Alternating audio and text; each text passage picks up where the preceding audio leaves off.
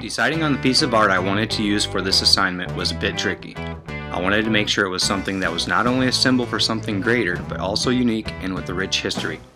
Since an architectural structure was also an option for this assignment, I have decided to use the Statue of Liberty as my topic. Whether it's the citizens of the United States or people from other countries, the Statue of Liberty is a sign of freedom. The statue was an idea that Edouard de la Boulaye proposed to the United States.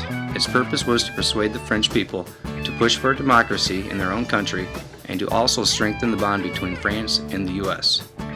La Boulaye was a strong supporter of Abraham Lincoln and his ideas of abolishing slavery. After the Civil War ended in the North's victory, it was the perfect time to drive the point home with a monument to symbolize freedom. The idea was finally brought to life in 1875 when La Boulaye and sculptor Auguste Bartholdi announced the project. To fund the project, the Franco-American Union was formed.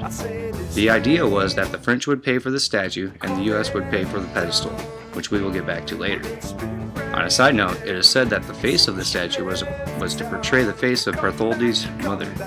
The statue didn't only symbolize freedom for citizens of the U.S., but it was also a sense of relief for soldiers returning from war as they came into the New York harbor. The statue's image was also used to sell war bonds and mobilize for the defense of the United States. When the statue, which is actually named Liberty Enlightening the World, was constructed, it also served as a purpose for those that wanted to reach the land of opportunity.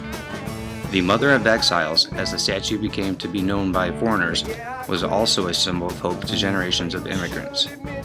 The immigrants actually viewed the torch at the top of the statue as more of a welcoming to the new country. In 1883, an immigrant by the name of Emma Lazarus wrote a poem, The New Colossus, about the statue and depicted it as offering refuge from the struggles in Europe. As I stated earlier, the U.S. was to pay for the construction of the pedestal, and this poem was auctioned off to raise funds for that purpose. In 1903, the poem was engraved on a bronze plaque and placed on the pedestal itself. As time went on, the statue became more of a sign of refuge for immigrants than for freedom to U.S. citizens. In 1936, Franklin D. Roosevelt gave a speech for the 50th anniversary of the statue. He acknowledged that immigration is a huge part of our past and has helped form our country. This speech basically solidified the fact that the statue was more of a symbol for immigration.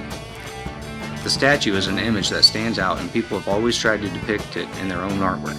It is also used in novelty items and has even been used in advertisement. I believe the Statue of Liberty is one of the most iconic art pieces and architectural structures in the world. It is not only known here in the United States, but is also a beacon of hope to other countries. With that being said, I'm glad I got to educate not only myself on the rich history, but I got to share the information with you. Thanks for watching.